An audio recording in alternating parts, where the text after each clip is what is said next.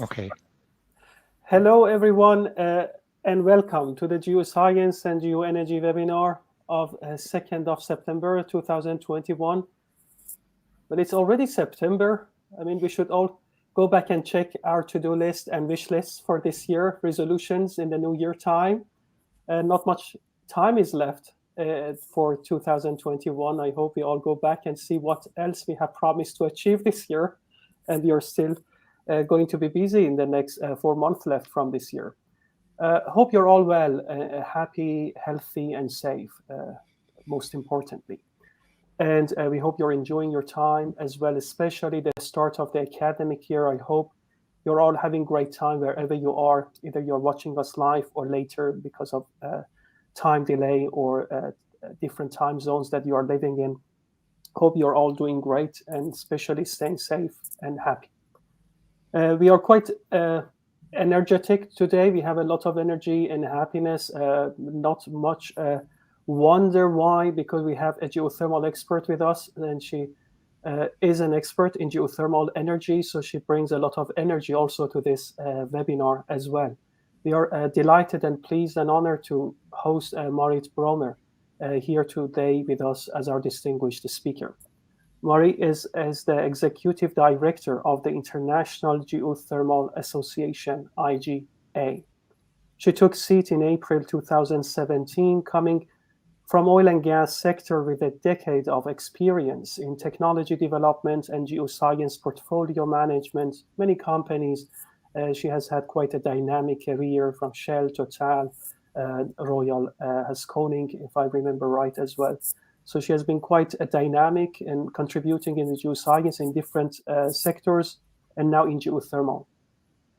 Marit is a passionate geologist and geoscientist with a master's degree from the University of Amsterdam and a PhD from TU Delft in applied geology in 2007. This is exactly the department that I am working today. She's dedicated to transition the IGA, the International Geothermal Association, into a professional body renowned for its geothermal expertise, networking opportunities, and global presence. In addition, she is keen to strengthen the activities with clean energy partners with a commitment to a low-carbon future energy mix. Marit holds also board positions at REN21, Renewable Energy Network for the 21st Century, Top Sector Energy in the Netherlands. It's quite an impactful initiative in the Netherlands. And also importantly, at WING Global, Women in Geothermal, advocating for equality for all. And that's very, very important. And we are so proud to have her today with us for all the commitments, all the services she provides to the Society of Geosciences in general. It's a pleasure and true pleasure and honor to host you, Marit. Thank you very much for graciously accepting our invitation despite being very busy. To the audience, please note, Marit's lecture would last for about half an hour, about 30 minutes, followed by questions and discussions like always. Please do type in your questions in the chat box. And at the end, Sebastian would chair the discussion session and take your questions, and we'll categorize them into different type of orders, coherently structured as well. So we are very much looking forward to hearing your lecture, Marit. Thank you once more. The stage is all yours. Please do share your screen and go full screen. Thank you, Hadi, and thank you, Sebastian, for having me. Quick question: do you see my full screen now? Yes, is that perfect. It's perfect. Perfect. Yeah. Thank you so much. Thank you, and also for the very kind introduction. It's always, let's say, funny when you hear someone else speaking about your resume, but I do appreciate it, Hadi, and I do appreciate you asking me to give a lecture for the coming 30 minutes on your geoenergy webinar. I am very much of the belief that we are, poised for a breakout. And I would like to share with you why I think that and what it is that makes me strongly believe that we will get into a more deployment way of thinking about geothermal. But please allow me as well to briefly elaborate a little bit on the IGA.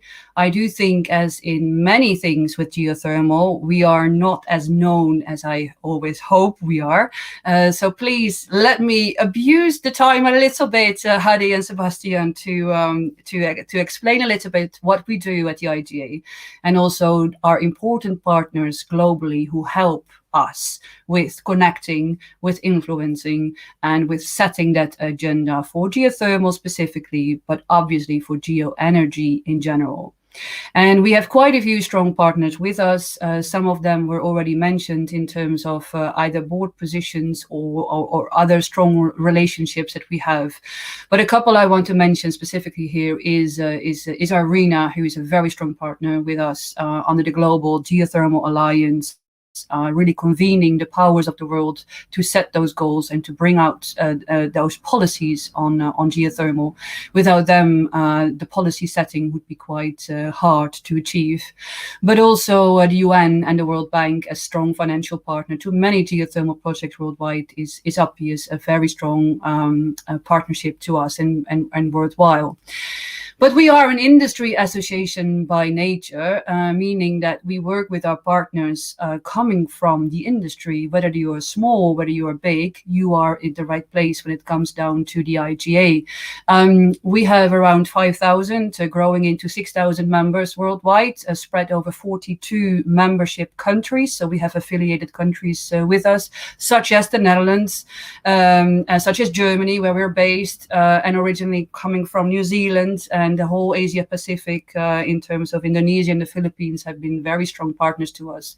And more recently also China, and I come to China in a sec.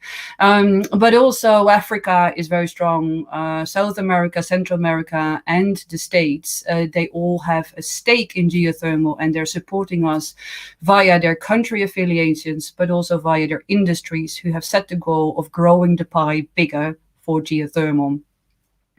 And what we do within the association and with our partners and with our members and with all the stakeholders that we want to work with is we support, we want to collaborate, we want to provide visibility and do a lot of outreach and communication, and hence growing into a more of a lobby group for geothermal energy in all its aspects and forms. And with that, we need partners. And hence we are still on the growing pace.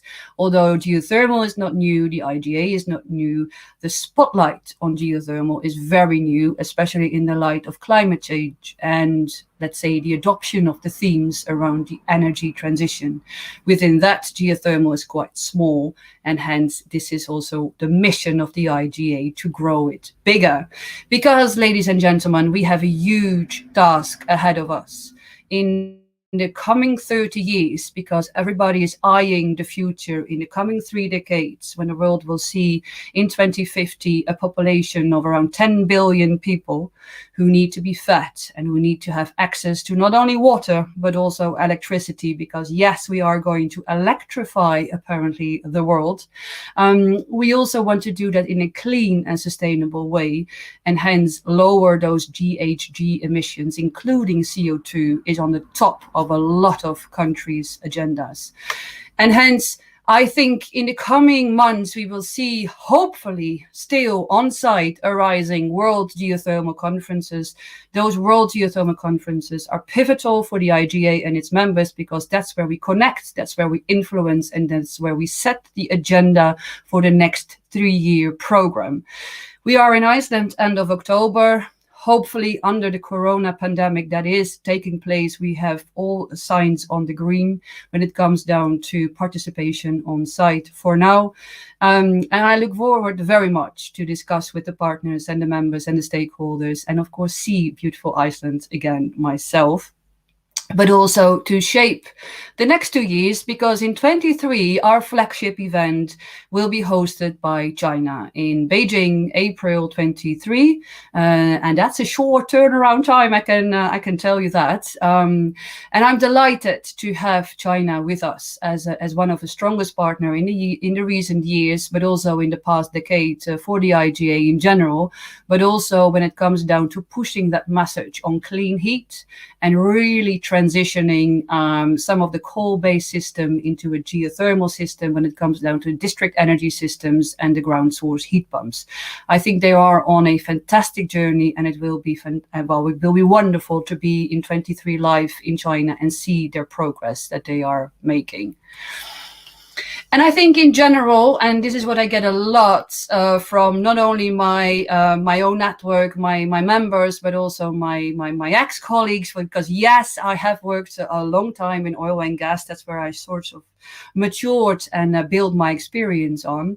And I get the question a lot on how can we deliver on that low carbon, net zero, sustainable energy for all scenario, and how can geoenergy be that crucial player when it comes down to advising governments to shift away and shy away from the more fossil fuel-based fuels.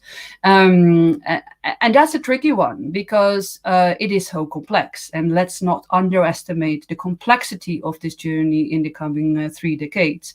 But I wouldn't be a geologist if I strongly believe that I think the subsurface is not only going to be pivotal for a successful delivery on lower GHG emissions, but also on a sustainable pathway. And that using the subsurface in a variety of settings, from shallow to deep, for electricity and heating and cooling, for storage options, I think that's what binds all of us in the geosciences and in the geoenergy as a strong community of thought leaders, but also of engineers and of clever people who understand that the world is not going to be electrified only. And that is very much because we have a huge treasure beneath our feet. And this is a wonderful picture taken on one of the Nature Geoscience reviews earlier this year by Egbert Joly and his team, where they've looked at the power plants across the world, but also the heat gradient beneath our feet, so on planet Earth basically, and mapped the active volcanoes, the hydrothermal vents, whether they are active and confirmed, whether they are inferred from our geology analysis, or whether they are inactive. And I think especially let's say the slight orange to red areas, that's where we want to focus on when it comes down to using within easy reach that treasure beneath our feet. We have about 380 power plants coming from geothermal over the world, and they predominantly sit, for geologists, very nice, of course, to understand where they sit when it comes down to the rifting and the volcanoes and the extensional basins. But they also sit in sedimentary basins, because let's be honest, the heat flow is not only pertained to volcanoes. And I think that's the beauty of looking at the subsurface and how we can use that subsurface to serve the energy transition as a whole, is because we have that subsurface energy within reach. We're not doing something sci-fi here when it comes down to drilling for energy. Yes, we see a lot of parallels and synergies with oil and gas, especially in that hot sedimentary aquifer on a traditional, normal geothermal gradient hitting the reservoir between 3 and 5 kilometers, where we have between 100 to 150 degrees Celsius. That's the typical breath of the oil and gas industry. And although overexplored maybe to a certain degree for oil and gas, it is hugely underexplored and underutilized for geothermal. Because where we come from as geothermal people is more on what we call the conventional hydrothermal side. And those are those extensional basins and those volcanoes where the geothermal gradient is actually quite high and higher than the mean one and the average one globally. So for instance, Iceland and New Zealand and Indonesia and parts of Kenya in the rift, you reach easily 150 to 200 degrees Celsius in 1 to 2 kilometers.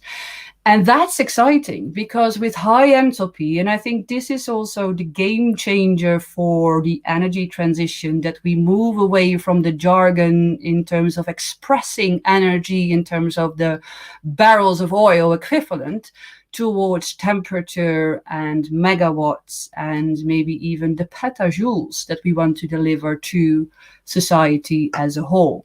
And if you look in that high enthalpy range, it's where we do conventional hydrothermal drilling in volcanoes, but we also do the granites when it comes down to having dry aquifers and having to utilize the heat stored in the hot granites by creating an EGS system, an enhanced geothermal system. And yes, I know there are many tricky challenges towards artificial creating of reservoirs, but I do still think that that offers a splendid value proposition for geoenergy as a whole. And moving slightly below, as in previously underexplored and completely underutilized areas, was the deeper subsurface. So anything below 4 kilometers, 5 kilometers depth is seen as impossible. However, we see some exciting new technology and innovation going on in that space, for instance, around the closed loop approach. And I think that's going to be unlocking a lot of that heat beneath our feet. I just want to slightly move up to the more shallow area where we call what we call direct use, and those direct use opportunities is very much centered around heat pumps and about understanding that within that shallow subsurface, so until 1 kilometer, 500 meters depth, we still can use those temperatures very nicely for storage, for seasonal changes in terms of supplying the cold or the heat to people's homes, houses, and the entire built environment. And I think that says it in a way all when it comes down to understanding the temperature, the energy, low, mid, and high enthalpy. But as a geologist, it's always nice to put that into a rock play, and hence I was very much intrigued with one of the discussions I've had with quite a few of my ex-colleagues in the oil and gas sector, where we focus a lot on the carbonates or the sandstones and not so much on all the other type of settings. Maybe to understand the bigger play, obviously you need to understand what's happened from a geological history point of view. But if you really look at the knowledge base in the oil and gas industry, it is very much centered around sedimentary reservoirs. And by the way, that's what we can learn from oil and gas in geothermal. But in geothermal, the knowledge base really sits in crystalline basements, so the EGS, the granites, that type of artificial reservoirs, and in the volcanics. And that has delivered a lot of power. So electricity, because in the energy transition, I do think it's important to talk about energy, again, not in oil barrel equivalent, but more about what it can do to power up homes, people's iPhones in certain parts of the world, but also basic rural access to electricity. And that's what geothermal has to offer via two very interesting geological plays. Now, almost 16 gigawatts electric is installed when it comes down to geothermal worldwide. We are active in almost 20 countries, and we're growing that country base who has access to geothermal power plants or are in the beginning and early stages of developing their geothermal power plants. And USA is the leading country. Down under, low enthalpy, predominantly coming from sedimentary reservoirs or a cascaded use of the power plants. That's also what we see a lot in terms of the heat proposition for coming from geothermal. That is in total installed capacity around 74 gigawatt thermal in the year 2021. And we are active in 60 countries worldwide where there is a direct utilization of that geothermal resource. And China is leading when it comes down to having most installed capacity, and is also leading when it comes down to realizing a lot of these district energy systems for clean heat. And I think that's going to be quite exciting to seeing that through also in 23 when we're there in Beijing. However, And this is what I always say to my friends coming from the renewable technology groups, offshore wind and hydroelectric and solar. We are still very, very small when you compare that to the other renewables. I mean, recently there are offshore wind projects being built and being developed that are all between 1 and 10 gigawatt installed capacity. Let's be honest, 1 to 10 gigawatt installed capacity. And we have worldwide, in over 80 countries that we work, we have 74 gigawatt thermal and we have 15.8 gigawatt electric. In other words, we are dwarfs. We are dwarfs, we are small, and we are minute. And that doesn't help to vouch out and be proud at what you have achieved, because big numbers do play big as well. So I think part of this conversation is I want to not only, let's say, put the spotlight on geothermal, but also want to walk you through some of the exciting aspects where I can find the little hooks we need in order to become relevant, both in size when it comes down to more projects on the ground worldwide, but also how we can mitigate those risks that we still see with geothermal, how we can scale, because that's a major game changer if we can scale, but also change the conversation to the benefits of geothermal and geoenergy and not constantly having to defend ourselves for having to drill for our resource. And let me start with the risky bits. I think we can agree, all of you out there who are either working in an oil and gas related discipline or in a geothermal discipline or any type of subsurface setting, whether you are doing CCS or hydrogen storage in salt caverns, the subsurface, we don't really know what's going on because we model it. We can only test it when we drill it. We have huge predictions and then they're all wrong by the end of the day, but we know how to live with it. We know how to mitigate it, and we know how to do that best with combining our knowledge from the model theory into the practice that we observe, because we're clever people, we're smart people, and we have been doing oil, gas, and geothermal for a very long time. This is not new. And I want to say here as well, but that's a personal opinion, I don't think that a risk-free society exists. Now, having said that, it is, of course, a very important point to do everything we can in order to provide no harm to the environment, no harm to people around you, no harm to your neighborhood, no harm to your own backyard.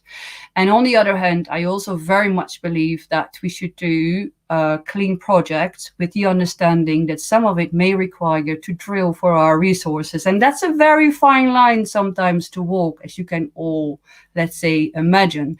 Because what the public sees of geothermal, and I think part of that is very much related to what people see from oil and gas, is that it causes seismic incidents. It causes earthquakes, or it causes harm to the environment through the burning of fossil fuels, the release of emissions such as CO2, and of course certain incidents have detrimental effects. I'm not denying that, but it has resulted in a very low public perception of geothermal, and it is an important showstopper for many projects. And I also think that wind will be seeing the same thing, solar will be seeing the same thing, because the not in my backyard is just pertinently there in our society. Another aspect of the geothermal risk dashboard is the risky business of drilling for the resource. Now, drilling in itself is probably not what people are afraid of, but people are afraid of is the cost element. So relatively speaking, compared to wind and compared to solar predominantly, we have a steep risk profile. We only know our resource once we've proven it. And once the exploration well has gone down to the 2-3 kilometers depth and has drilled and touched the resource. And that's for most investors coming from the private sector, and let's say that private equity is not my appetite sort of mentality. And hence that has caused a lot of projects happen to be financed from the public side, and hence a lot of risk mitigation profiles are coming from the public finance world, such as the World Bank for the developing countries, such as local banks supporting certain insurance schemes and other type of incentives for project developers to take on that risk of not knowing enough about the subsurface and proving your resource only once you've hit the reservoir. And hence that's a pity, because at the end of the day, money makes the drill bit go round, and hence more money, more capital needs to be mobilized in order to deploy geothermal worldwide on a more massive scale than previously. And on the other hand, and this is a very interesting one I always find in terms of another aspect, what I hear a lot about, Marit, tell me a little bit, what do we know about similarities between oil and gas and geothermal? Can you say something about, the average megawatt installed per well? And of course, the finance sector really wants to understand why we are slightly more expensive than the other ones. So I made this very rough comparison between a couple of highlights that I think is important to talk about within this group. And so let's start with the subsurface knowledge. I mean, on average, geothermal drills 100, 200 wells a year. That's it, okay? If you compare that to the thousands of wells that are being drilled and rigs being active in oil and gas on a yearly basis, you cannot compare that. If you look at maps where you can see the abandoned wells and the P&As and all the active assets in the oil and gas sphere, you run into the millions. If you look at geothermal, we are in the thousands. So that scale between, the geothermal knowledge of the subsurface, when it comes down to that small community that's actively trying to push for geothermal within that small sector, is actually very small compared to the vast knowledge that is available to a lot of oil and gas operators and service providers, which is why the synergy between the two is so exciting. More on that later. But I just want to keep you in mind that from a knowledge point of view, geothermal is again a dwarf when you compare it to the big giant oil and gas. If you look at our megawatts, because in the energy transition, I do believe we're talking more and more about the megawatts, and people want to invest in the megawatts. And if you look at the average well in geothermal, it is around 3 megawatts electric. Okay, 3 megawatts. That's what we can do with all the risk and all the drilling and going to 2 kilometers depth. We find 3 megawatts, and we're happy, because we are, as some say, the steady Eddie of the energy transition. We're going to provide baseload. And I am very much believe that that's the benefit of geothermal. But 3 megawatt is something that people see on the map. If you look at one of the largest turbines currently being installed for wind, it's already 50 megawatt. That's 5 times as large and maybe less risky, because we actually know when the wind is blowing and when it doesn't, meaning that there is a lot more appetite to grow for wind because of the installed capacity that you can reach. Now, another word, of course, is on the intermittency of wind. Let's not start that conversation. But if you look at the numbers, you start comparing, let's say, a 3 megawatt well and a 50 megawatt turbine. It's a clear sell for wind. And then moving over to money. So in the world of energy, we speak a lot about the levelized cost of electricity, the LCOE. And they are expressed in cents per kilowatt hour.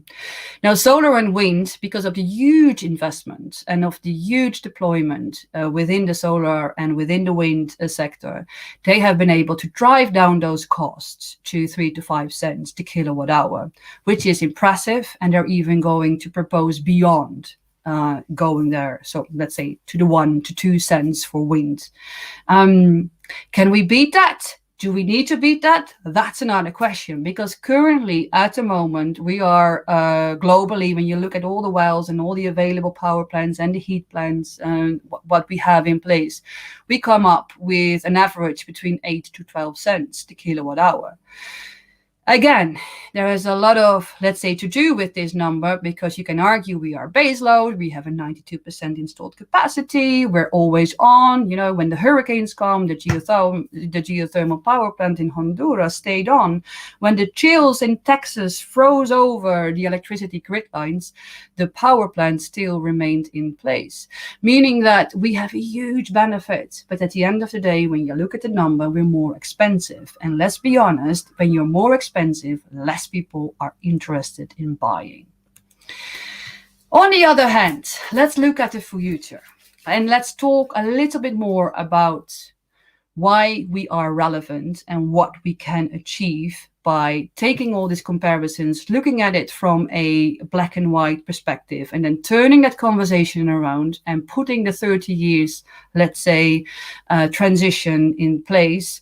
What do we need to do, and how geoenergy can help? Well, part of the thinking that we have developed with our partners is that if we have to feed 10 billion people in 2050, and we want to reduce significantly our greenhouse gas emissions, why not sell geothermal as one of the most promising and beneficial baseload suppliers of clean heat to produce sustainable food?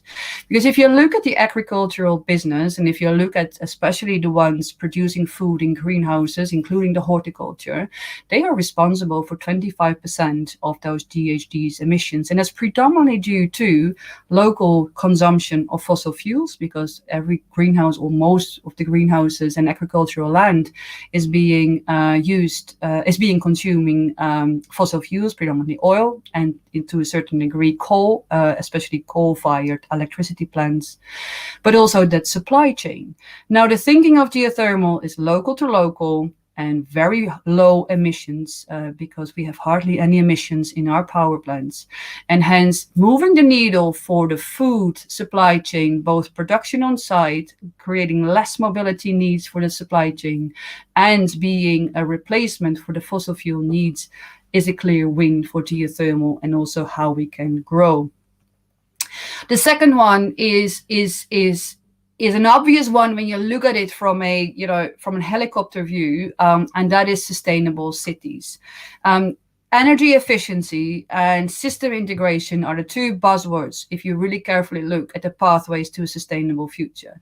Now, energy efficiency is going to come either via a huge, let's say, isolation in your houses and in the built environment, and the smart house and the smart building and all that. It comes via ground source heat pumps, and it comes via district energy networks. And this is again where geothermal fits very well, especially when we can unlock those sedimentary basins that are worldwide between 2 to 3 kilometers depth beneath the major cities in a range of 60 to 90 degrees Celsius. You have a clear cell for a steady baseload supply of heating and cooling for your built environment. And especially when you're able to combine that with other renewable sources, such as solar district heating and that compressed solar on the rooftops and energy systems in general, looking after the waste heat and the integration of that, I think that is going to be a clear win for geothermal.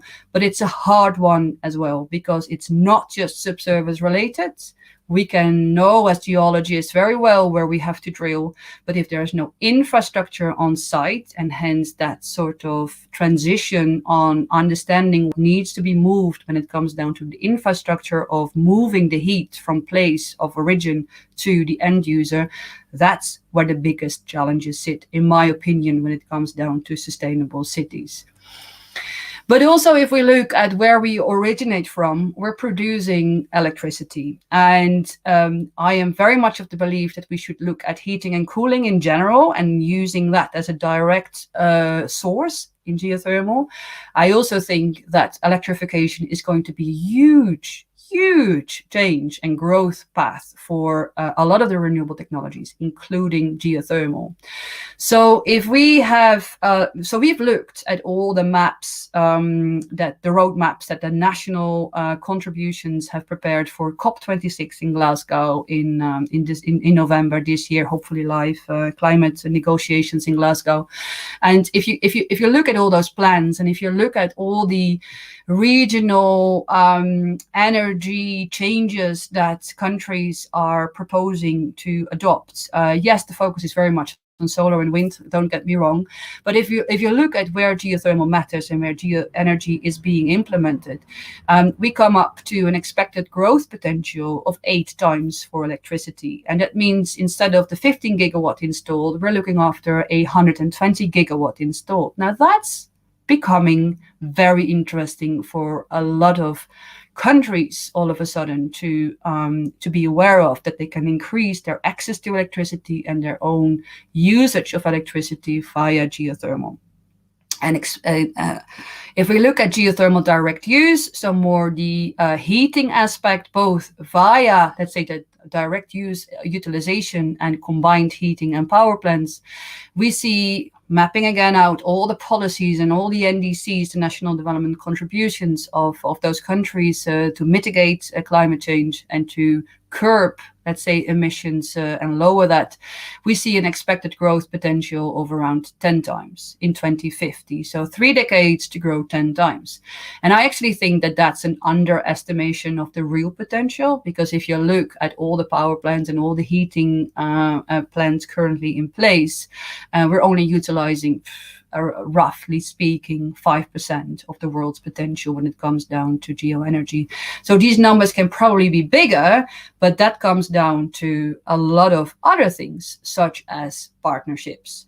Because if you can have a resource, okay, and don't get me wrong, I think the treasure is beneath our feet, but to change that treasure into a reality and to use it and to deliver clean energy to people's homes and houses and the built environment, for that you need partnerships. And you need partnerships in many aspects and many forms, not just the engineering side, also in communication, how we speak about geoenergy, how we talk about it, if it is a standalone project or whether it is about smart integration with other type of technologies.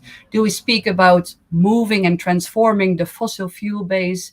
Do we speak about, temperature and what it can deliver, and how we can change step by step, industry from industry, sector to sector, worldwide, by changing them to use fossil fuels instead of geothermal or a combination of renewable technologies? That's the communication bit that we are embarking on. Let's be honest, we have basically just started. And I think what I truly love about this picture coming from the Geovision, so by the DOE, the Department of Energy in the States, is that they've looked at all the temperature needs of customers. And yes, we can provide a lot as geothermal, and we can talk about that a lot, but to speak about it from the other side, as a consumer, I have a need for high temperature for power. I have a need for lower temperature because I am in the food process drying. I am in need of very low temperature, maybe 30 to 40 degrees, because I am a fish farmer in Angola. This is something very interesting where geothermal can tap into, speaking to consumers and looking at what it can offer. I think that is going to be one of the partnerships we're really going to be advocating for. And I also think growth, because that's important. We need to scale and we need to be bigger, but we also need that to do that on a sustainable way. And we can only do that when we do that in partnership with the other players. And for instance, creating partnerships in mobility, because transport is going to be quite important, especially the EV change. So the electricity vehicles, the EV vehicles, I think that's going to be quite exciting to be part of as geothermal, and I come to that in a sec. But equally for heating and cooling and for power, we need to find those partnerships where we can grow. Part of the needs for those partnerships and part of the selection, I guess, for scalability is in oil and gas. No one else except oil and gas knows the subsurface as well as we do, or better even as we do, but also they're equipped in taking those risky decisions. They are equipped when it comes down to not only producing subsurface fluids, but also transporting it and distributing it to customers. So the downstream angle is hugely important for geothermal, even when you argue it is local to local. So that entire integrative thinking between the connection of the reservoir or the subsurface to your end user is pivotal for growth in geothermal. But last and certainly not least, I think we really, really should think bigger. And I am very much of the belief that we're supplying food. Okay, absolutely. I'm very much of the belief that we can provide smart cities with clean heat. And I am very much of the belief that we can provide electricity to people who have currently no electricity in their villages. I'm very much of the belief. But I'm also of the belief that we can think much bigger. And hence the real reason why I believe and why the IGA thinks we are poised for a major breakthrough is because we can look at so many other aspects of the geoenergy value proposition. And one of the most closest to my own heart is offshore geothermal. I just can't believe why we're focusing only on offshore wind. I say offshore geothermal. And the reason is one of the hottest wells are being drilled offshore. One of the nicest way of circumventing the not in my backyard is going to be offshore. Look at wind. Why are they offshore? Because in the backyard it's going to be advocated against. Same for offshore geothermal, but predominantly we know offshore very, very well. We have so many energy assets offshore. We can turn those assets into fantastic clean energy providers. I am convinced of that, with the willingness and the mindset to think bigger than just the original ones, thinking around solar and wind. But also green hydrogen coming from geothermal. Wouldn't that be fantastic? I mean, we're talking about offshore wind again, producing green hydrogen and bringing it from offshore to onshore. We could do the same. We're baseload providers. We have a 92% capacity. We produce steam in steam fields. That's what those electrolyzers need. That's what the biggest electrolyzers need. They need steam and they need a constant pressure point. That's geothermal in my book. So why don't we just create green hydrogen and save the world in 2050 with that? And last but not least, I read a paper a couple of years ago that the only viable source of energy, renewable energy, when we go into space and when we have a society on Mars, is actually going to be geothermal, because there is no wind and there is no sun, meaning that we have a lot to offer in terms of our knowledge and capacity and capabilities. And maybe the name should be changed from geothermal to something else. That I leave to the space and the astronauts people. But I would like to argue that we need to remain curious about what's out there. I like to argue that geothermal can be so much bigger than we currently are thinking that we are, but also let's unite in the thinking bigger and let's explore for synergies with geoenergy, with the subsurface, and never forget that we're doing this because we want to create a safe, a healthy, and predominantly a sustainable future for all. Hadi and Sebastian, thank you again for having me. It has been an absolute pleasure and an honor. And yes, I am convinced that we are poised for a breakout. Thank you very much, Marit, for this extremely engaging talk. We were absorbed to the story, didn't notice the time was actually up. So we had to already ask you to summarize, but we didn't notice it was already the time. So thanks very much. I see already plenty of questions, and it was, by the way, the ending also was really engaging. I'm still thinking beyond the planet Earth, and it was really nice. I had thought about hydrogen connection with this, but not about geothermal in Mars. So thanks a lot. So Sebastian, to you. Yes, thank you very, very much, Marit, for great talk and sort of forward-looking, inspirational talk that paints the future in a really positive way. And I've shared in the webinar chat, I've shared link to this month's Geoscientist, the magazine of the Geological Society of London, which actually makes a really strong case how important geoscience are for the energy transition, with geothermal, CCS, mining, etc. be so crucial. Before I hand over to the question from the audience, I know we have a lot of students. I'm going to ask one question myself. Abuse my right as a chair for a moment here. I know we have a lot of students listening every month, and traditionally geoscientists would gravitate towards the oil and gas industry. What advice can you give to students today, bachelor, master's, PhD students who want to become part of the energy transition, or using their geoscience skills to make a contribution to the energy transition? When are those jobs actually going to come? When do you expect those geothermal jobs, for example, to come? What advice do you give to the students in our audience? Yeah, no, that's a very good question. Look, I think if you look at it from two sides, one is the traditional employers of the, including for myself, 20 years ago, as a geologist, you sort of naturally, indeed, as you said, gravitate towards the oil and gas industry. And I think that is going to be a very good employer still for a young graduate. And the reason why I'm saying that is for two things. One, they are going to change as well. They're going to be looking at the energy transition. And you're already seeing investments coming from oil and gas majors, but also the service suppliers, to invest in the energy transition. In geoenergy, in CCS is an important one. That's going to be a huge employable, let's say, space for a lot of the geoscientists, I guess, but also geothermal specifically. I mean, I can not say, of course, next year there will be X amount of jobs, but if you look at what the plans are of the majors and of the smaller ones and of the NOCs, and don't forget the national oil companies as well, they're all changing, they're all divesting, and they're all looking after geosciences as a group of people they want to nurture. And that may mean, like myself, that you learn your skills and you mature your portfolio, your own portfolio, maybe in the beginning in an oil and gas setting. That is something you need to be, also be accommodating of. But you can transfer those skills, in my opinion, at least, very easily to geothermal, to geoenergy, to CCS, to offshore winds, because that's the other side of looking at it. If you look at the other types of renewable energy companies, the utility companies, the Ørsted, for instance, they're all advocating for understanding the subsurface to putting their offshore wind poles on. And maybe that's not your traditional employer of choice right now, but it can be quite interesting to see where the utility companies and, let's say, the procurement of energy companies are going for.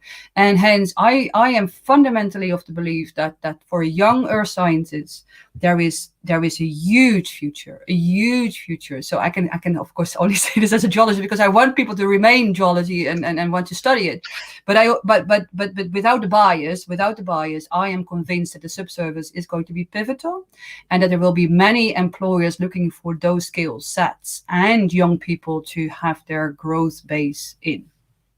Great, thank you. I think that's, again, really inspiring, really positive message that you're sending out to our student audience. But now to the many questions that have come through here, and I'm going to start with one from Diana, and she's, Marit, what country or region have you seen recently has taken interesting steps in the right direction of geothermal energy as part of their energy development? Who are the emerging players, so to speak? Yeah. So Diana, hello. Nice to have your question. I know Diana very well. So I'm going to say something biased here. Colombia, Diana. Colombia. Yes. Yeah. So no. Look. When it comes down to power and when it comes down to, let's say, electricity, so countries really wanting to have clean electricity and utilizing the subsurface. That's my first part of the answer. South America, Central America, and parts of the USA, especially Texas, is doing fantastic things when it comes down to mapping the policy needs, setting the regulatory framework correct, and driving that synergy between oil, gas, such as Colombia, but also Argentina, for instance, with mining, Chile with mining, Peru is on the rise. They're really targeting the policies, the money coming from the development banks, and understanding the subsurface, or let's say the geology behind the drive for clean electricity in geothermal. Europe is poised for this breakthrough when it comes down to heat. And I know we've been waiting for it for a very long time, and there are some critical people, but my glass is always half full, which is why I'm called the optimist here, and I might be stubborn, but I think Europe is absolutely embracing the heat transition and is eyeing on geothermal as one of the game changers. I mean, we have Shell venturing into geothermal in the Netherlands. We have major oil and gas companies looking into providing clean heat in cities. We have gas companies adopting geothermal as one of the key growth areas in the UK, for instance. And you see so many different success stories in Europe when it comes down to heat. Electricity, I'm not so sure in Europe, but heat for sure. Your answer is a fantastic segue into the next series of questions. And we're going to start with Willemijn Royns, and apologies if my Dutch is not up to scratch here. Harry, and just going to correct me in a moment. Willemijn van Rooyen. Says, thank you for the nice presentation. Recently, the research is increasing green mining combined with geothermal projects, especially for rare materials. Where do you see this in 10 years?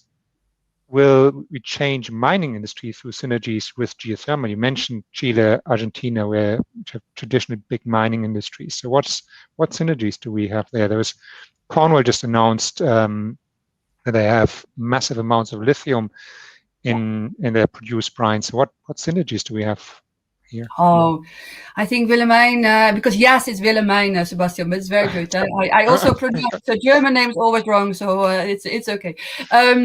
Look, if you look at it, what is at the moment on the ground? We're dwarfs, okay? Also with lithium, yes, the Cornish lithium, exciting. It's the same with the Salton Sea. Same here in Germany, in the Rhine Graben. There are exciting little snippets of startups and conversations on producing lithium from geothermal brines, and that is still on a very early stage. So the criticasters again will say, "It's not commercial viable." Where this is all going.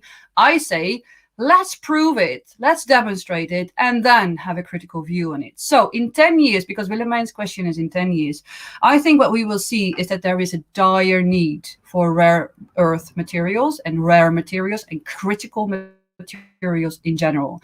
And hence, if we really want to see the clean energy transition through, we need to have, I think the World Bank calculated it, we need to have 300 times as much access as we have now to rare earth materials, including lithium, cobalt, and all these things that we need in order to have even wind turbines, but let alone the batteries in our EV, in our electric vehicle.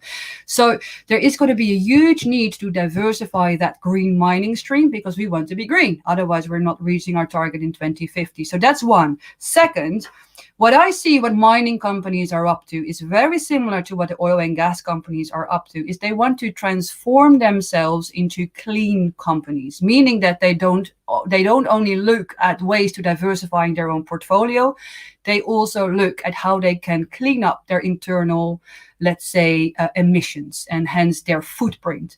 Now, mining has a huge need for energy, both electricity, but also water. And that's exactly where geothermal fits, because we can provide, especially in those areas, I'm just naming one, Indonesia, where we have a few of these chemical factories sitting on all these beautiful islands that are all volcanic in nature. Now, that's an excellent way of creating synergy between mining, internal operations, going to the factories and the refineries or to whatever process unit you need, and create that sustainable mining view of utilizing your own energy, independent energy, coming from geothermal for electricity, for instance, and reusing the water that we need and produce in general as well. Steam or hot water can be reused and reprocessed as well to serve a certain need for the mining industry. So I see two things happening here in 10 years' time, that we will clean up the mining industry from a certain perspective, but also that we will see green mining looking after ways to utilize the geothermal brines and other type of settings for rare earth minerals. Thank you. Marit, and staying on the question of the future, how long is it going to take? Leslie asks, thank you very much for the great talk. Under the current context, when you visualize geothermal energy will become profitable, when you think we will contribute considerably to global energy supply? In other words, when is this tipping point when we reach the full potential? Yeah.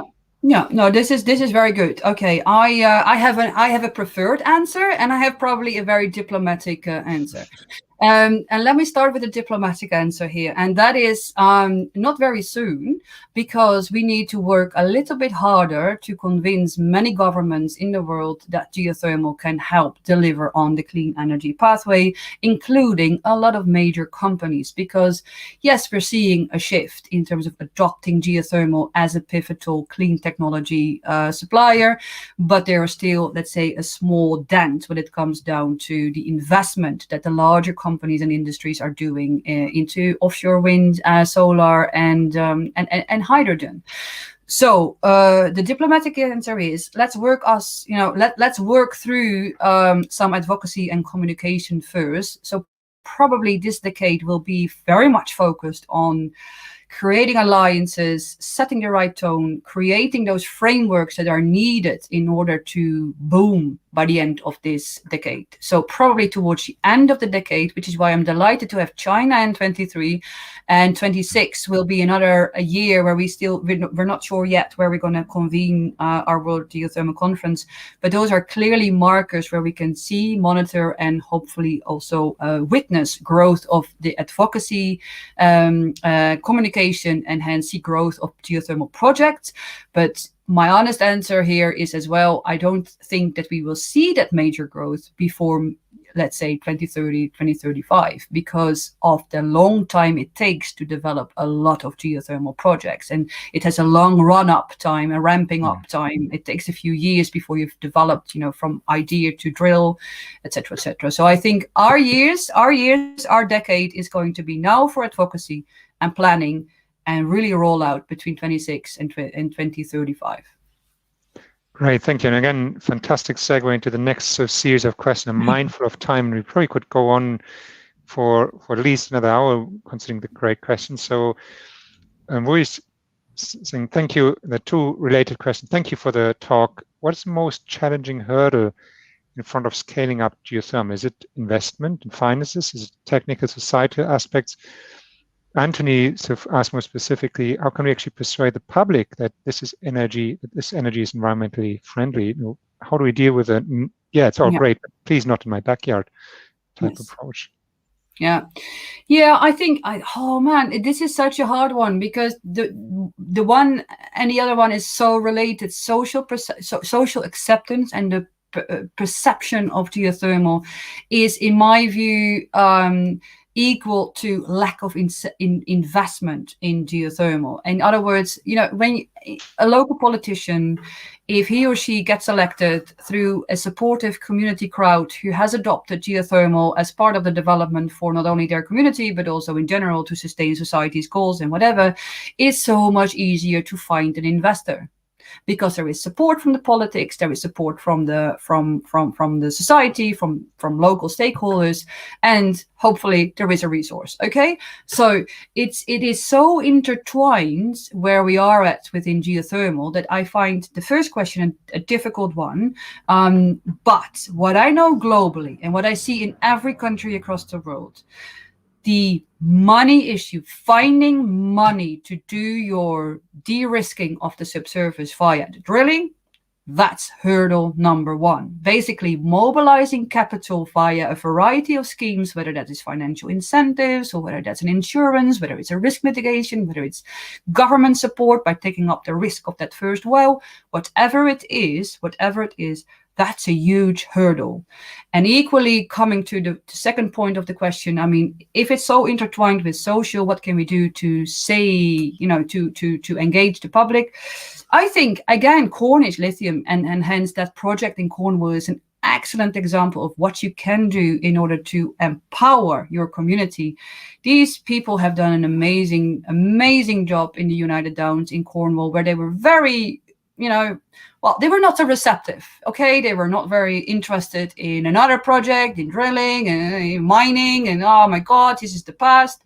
And I think through very focused stakeholder engagement and making an emotional connection with your land, and especially with the subsurface, and making that visible by creating fantastic small little movies and how it works and the connection to mining and that heritage, and making them feel proud about what the land has to offer, that has nailed it for Cornwall. And I think that's an example that we can use worldwide, because yes, we still have sometimes, not everywhere, but sometimes we do have opposition for geothermal, but making that emotional connect is probably going to be a game changer for geothermal.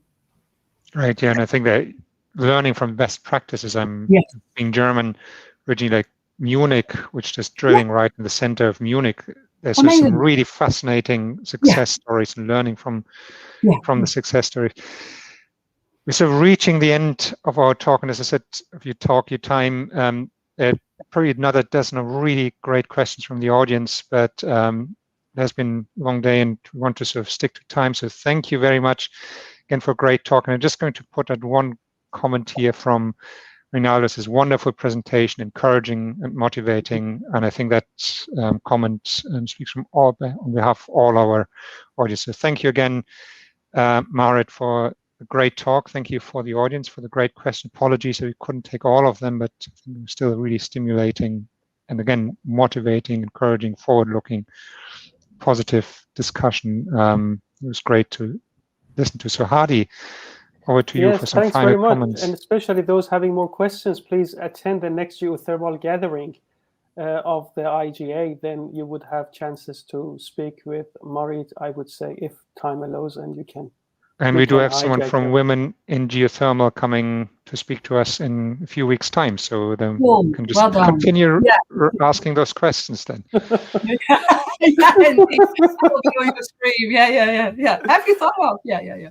No, excellent. Thank you. I'd like to also take the chance introduce our next week's speaker. We are going to host Serge van Gessel from TNO in Netherlands. Serge will speak about underground hydrogen storage in the future renewable energy system.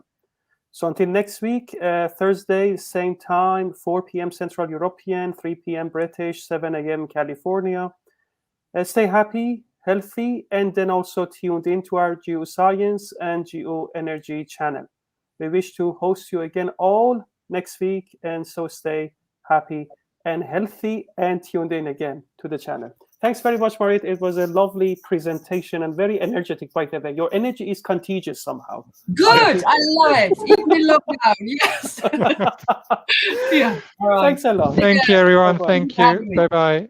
Bye. Cheers.